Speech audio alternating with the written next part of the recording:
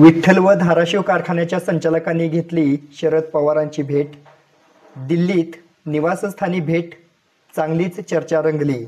आमदार अभिजित पाटील यांचेही शरद पवार यांनी केले कौतुक.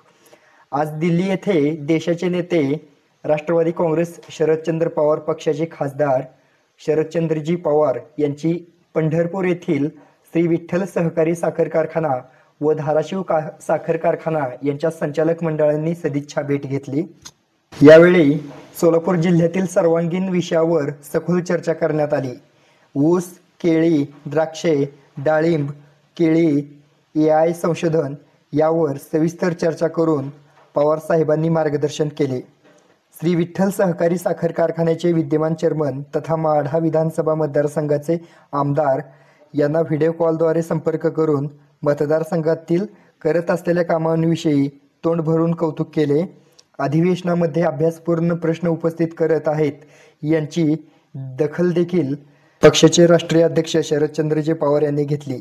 यावेळेस शरद पवार यांनी आमदार अभिजित पाटील यांचे तोंड भरून कौतुक केले. दिल्लीत राहून सुद्धा अजून आवड आहे.